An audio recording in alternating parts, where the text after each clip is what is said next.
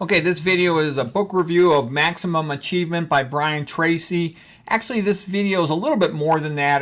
There's additional quotes. He's got tons of online YouTube lectures and whatnot. I've read a bunch of his books. His best book was Maximum Achievement. And I read these things many years ago. I just recently listened to the Speak to Win in the car and I sort of thought of him again. You want to have a way to keep track of what you read, that you take notes on it and that you keep some computer word processor document to summarize the stuff that you learn, and that way you keep accumulating knowledge. So I have a summary of quote. I actually have like about over 3,000 pages of quotes of all the books or authors that I've read. And what I really liked about Brian Tracy was that he would sort of put me in a good, confident mood. And he also helped me to clarify my values and goals when I was young, and that was helpful because when you're young, you're trying to figure out what should you do with your life. Okay, I'm pretty solid on all that stuff now, but he was good for my development, and I think a lot of people like him. So he's especially good if you're in your teens or 20s or 30s. As you get older, you should know most of the stuff by already, but it's still valuable. He's very upbeat. Okay, so I'll just give you a bunch of quotes by Brian Tracy. A person will not buy from you unless he trusts you completely. All relationships are based on trust. So he's great at interpersonal skills. He's very likable. He had experience as a salesman and a businessman and a motivational speaker. He's poor growing up, self-educated, all that stuff. But he's for real. A lot of these, motivational speakers are kind of fake. Brian Tracy's the most real of them. Key to be a good conversationalist is to listen more, ask people to clarify what they're saying, shows respect. Let's see. Always pay attention to nonverbal body language. It speaks to emotions more than words are a little bit more logical. Emotions actually more important. Every conversation is an opportunity to improve a relationship. Rule of thumb with adults and relationships is that people are not going to change. So if you sense somebody just doesn't like you or you just don't get along with them, it's a waste of time thinking it's going to change. What you should do is be polite to them, but avoid them. And don't ever waste your time thinking an adult's going to change, because only very few sort of top-notch people change. Most people don't. Another nice Brian Tracy quote is, most people achieve their greatest success one step beyond what looked like their greatest failure. I can say there's a lot of truth in that. There's been a lot of times when I was sad about something not going well in my life, and I just said to myself, okay, I can't change that, but I'm just going to put all my energy, every drop of energy I have, into this other thing that I really care about. And sometimes that would seem to, make success possible in that other thing. Take that frustration energy and put it into that other thing. I've seen that happen several times. So the quality of your thinking determines the quality of your life, so you need to become good at thinking. Yeah, there's a lot of things you can do to improve thinking. We're not going to talk about that today, but there are. Structure your goals as question. Write down 20 ways to achieve your goals. The greatest gift you can give to others is unconditional love and acceptance. You're lucky if anybody gives you that. Hopefully you get it from your mother. Okay, Brian Tracy continuing. A good way to assess a relationship is laughter. If you laugh often and easily, that's a good sign. And I know that's true. People I like, or people who like me, we're always just cracking up and laughing and having fun. It just happens naturally. Happiness has been defined as progressive realization of a worthy ideal. You can only be happy when you are working step by step towards something that is important to you. I think there's some truth in that, is that Watson had said that an animal's happy when it does what it's made to do. A horse is happy when it runs. And if you do what you feel like you should be doing, you tend to feel happy. I like the Schopenhauer quote too, Arthur Schopenhauer. He said that you can forget about just trying to be happy. Focus on trying to live a good life, a heroic life, in the sense that that is actually more doable. And when you focus on a goal, you're happy pursuing it, rather than if you focus on trying to be happy, you end up doing something stupid or being unhappy. Okay, the law of belief, whatever you focus on becomes your reality. Okay, that gets a little bit touchy-feely new age, and sometimes he gets a little bit like that, but you do have to have confidence in yourself and believe in a sense of destiny for yourself, and that really empowers you to achieve your goals. I know that like part of the transformation where I went from being sort of an average student to becoming a great student was I would see these other guys and I'm like, well, why can't I do that? Why not me? Why not me? And I would kind of like analyze how the guys who were great at school, what they did, and I learned from them. But it was part of that saying to myself, why can't I be a great student? Why can't I get an A+ in the science class like they do? Why not?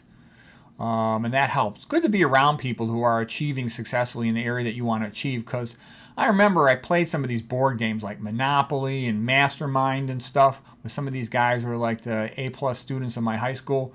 And, you know, I never even took an honors class in high school, but once I started being around these guys, I'm like, gosh, I could do what they could do. Why can't I be great at school? Why can't I do better on the SAT? I took it 3 times and kept improving. But you have to believe you can do it before you try to do it. You know, you're only going to try if you believe it's potentially possible. Perhaps the kindest thing you can do for another person is to say, I believe in you, I know you can do it. Yeah, my mother was really good to me about that, because there'd be times when I'd be kind of sad or frustrated, and my mother would say, oh, Peter, you know, you're so good, blah, blah, blah, blah, blah. And that really helped me at times like when I was kind of a little bit disappointed or frustrated. There's a direct relationship between how well you do anything and your self-concept in that area. You perform as well as you believe yourself capable of performing. Yeah, I think that is really true in a big way. So it's good to do things that pump up your confidence, whatever they are, because it increases your ability to achieve. Your self-ideal is the ideal description of the person you would most like to be in every respect. This exerts a powerful influence on your behavior and the way you think of yourself. It's your vision of what the perfect version of you should be. So all of that is good. Second, this is all maximal achievement type stuff. And it's good to listen to the audio version of the Maximal Achievement book. You can get an audio CD. I'm sure there's like an audio book version of it. It might even be free online. I don't know. But Brian Tracy gets you into a confident mood and a calm mood, and you can just achieve more. I remember I really was able to push myself hard when I would be listening to Brian Tracy stuff. It really helped me to achieve a few things earlier in my life. The best measure of self-esteem is how much you like yourself. The more you like yourself, the better you do at everything. Liking yourself is very healthy. The more you like yourself and respect yourself, the better you perform in everything you do. You're more relaxed and positive. You're more confident. You can never like or love anyone else more than you like or love yourself. Your own level of self-liking and self-acceptance is the control valve on the quality of your relationships. I think there's truth in that, because I've known some people who were really great at a lot of different things, and most of them had giant egos. So I think that actually enables you to achieve more, and we're nice about it. I mean, they just, you know, the guy who's going to be a world champion wrestler says to himself, I should be world champion, you know, so then they make themselves world champion. And if you don't believe you're going to be world champion, then you're not going to try to become world champion. You got to believe it and then push yourself to do it. You become what you teach. You teach what you are. You only really know something to the extent you can teach it. So yeah, anything you're really trying to learn that you really care about, it's good to try to teach it. Teach it in a school, or just have a friend you can talk to and sort of teach it to each other in conversation. But the ability to articulate a subject is a much higher level of like this college, grad school student, Mickey Mouse attitude about learning. You just memorize stuff and take a standardized Scantron test. That's not really learning a subject. To really know a subject, you can talk about it. You can articulate the nuance. So if you really want to be good at something, find somebody to talk to or teach and get out there and do it. And if you can't find anybody in that context, then write about it. Write a book, make a video or whatever, a blog or whatever. Okay, your conscious mind is your objective or thinking mind. It can only hold one thought at a time. Your subconscious mind is subjective. It can function on multiple things simultaneously. Your subconscious mind merely obeys commands it receives from your conscious mind. Okay, so that's sort of like, you know, your subconscious mind thinks about things while you're asleep. You wake up in the morning, you have great ideas. As soon as that idea comes, you write it down so you don't lose it. Whatever you focus on grows. Yeah, whatever you put your energy into, you'll get better at that. So don't put your energy into stupid waste of time stuff. Okay, Elmore Letterman, this is a quote from Brian Tracy, concluded the one quality that was most predictive of success was what he called intensity of purpose. Other things being equal, the person with the greatest intensity of purpose will always win out over the other. And I saw that being true like with these wrestler guys I used to hang around with. The guys who were on the fast track to really optimizing their potential were super intense about it. And that intensity of purpose, it propelled them to success. Because somebody who's really intense with an activity, they love it, or they want to be great at it, and they're paying attention to every detail. So they pick up all the nuance, they push themselves to a higher level. Intensity of purpose is a major sign of a successful person. Let's see, goals help you avoid distraction. The most successful people I've known were hyper intense about their purpose. The more intensely you desire a goal, the more rapidly it materializes. Brian Tracy, emotion is the key. Just like John Wolfgang von Goethe said, if you want to become great at a complex thing, you really learn it. You have to love it. So you push yourself through all the details. And there's always going to be a tedious plateau when you learn something. When you learn something, I'm using the mouse here. You start out, it's exciting, it's fun. Then you go through this long, tedious plateau, and you have to do all that. And then you'll hit the upswing again later, and when you've learned the field pretty well and you can be creative with it. The tedium is that middle phase where you just have to crank through some of the boring stuff to get the full picture on the field. Okay, your main job is to keep your thoughts on your goal. Yeah, having a goal helps you because a lot of times you're going to have disappointments and sadness. And as long as you got a goal to push you towards, you can sort of endure the disappointments and sadness more effectively.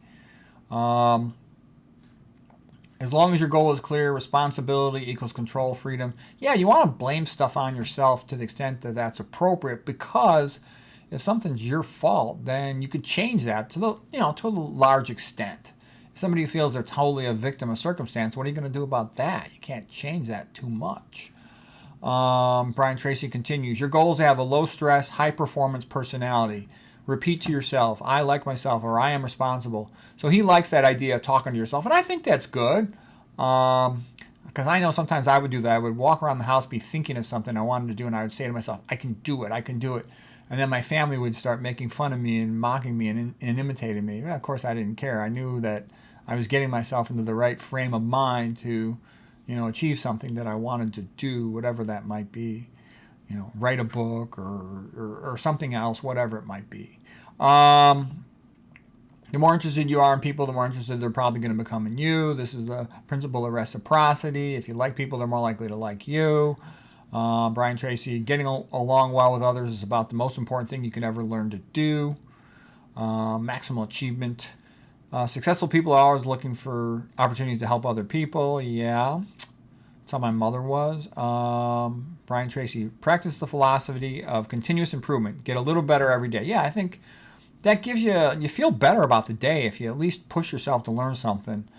So that's like why if I'm reading, let's say, a brain MRI and I come across something a little bit unusual that I don't know well, I always look it up. I try to find a paper on it or something else, because even if I'm real busy, I got a lot more work to do and I don't really have a lot of time, I'll do that because I want to learn something that day. I don't want to just crank out the work like an assembly line. Of course I have to do that, but I want to also learn something. I feel better. If I felt like, today was a tiring day, a lot of work, but at least I learned a little something. Because every day you're either getting better or you're getting worse. So you want to try to make sure you're getting a little bit better. Take responsible for everything in your life. Okay. Focus on your goals. All this stuff is just good psychological organization. Okay. And also, you can say who in the modern world reminds you a little bit of Brian Tracy. You might come up with Jordan Peterson, but Brian Tracy is so much better than Jordan Peterson. I think Jordan Peterson says a lot of smart things, and he is thoughtful, and he knows a lot of psychology, but he's also a liar and a bullshitter, okay? He says he doesn't believe in God, then he says all kinds of other bullshit. He tells people to take neuropsych meds. He says a lot of stuff that's really wrong and out of line and not true, and I think he's in a lot of ways a sneaky weasel. So I'm telling you, Brian Tracy, he's never bullshitted me. He exaggerates a little bit, not much. Brian Tracy is good. Brian Tracy will do right by you. You listen to him, he'll get you in the frame of mind that will help you to achieve whatever you want to achieve. And he's nice, okay? He's not like sort of a double, two-faced person like Jordan Peterson. Don't get me wrong, you can learn a lot of good stuff from Jordan Peterson, but you have to watch out because he's a liar and a bullshitter and a weasel. So he shouldn't be your guidepost. Whereas Brian Tracy will take you as far as he can, and it's all good. You'll eventually want to move beyond Brian Tracy for a lot of things, of course, but everything he'll tell you, there's going to be something good in it. Okay, every great success is an accumulation of thousands of ordinary efforts that no one sees or appreciates. Brian Tracy, the purpose of life is to build loving relationships. He's real nice about that. You just like the guy. You meet the guy, you like him. I can only say good things about him. A word is a tool to express a thought, Brian Tracy. The more you learn, the more you can learn. Yeah, you keep pushing to new heights.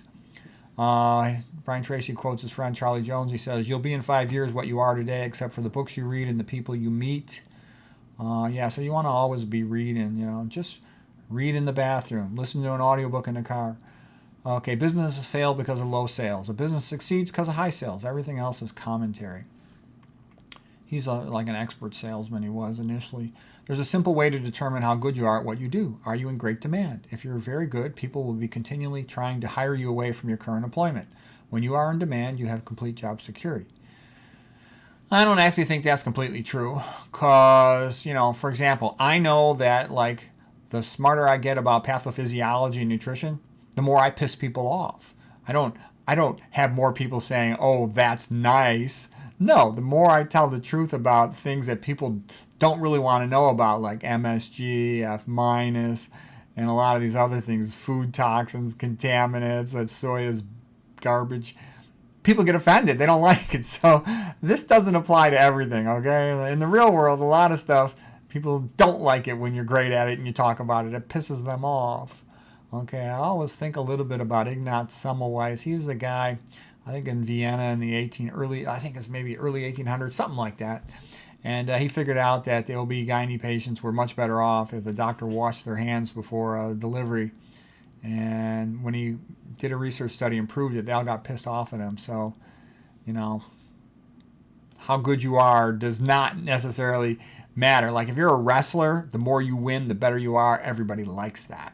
But if you're a scientist or a doctor, the better you get, the more you challenge the status quo and maybe want to improve things or change things. And that pisses people off. So you have to be careful about it. Patients think the healthcare system is designed to help them. No, it is not. It is designed to make money and function like an efficient factory. Hopefully it'll help patients as much as possible, but that is not the priority compared to, selling drugs. Okay. And patients need to know that, because if they don't know that, then they're going to have a hard time making smart decisions.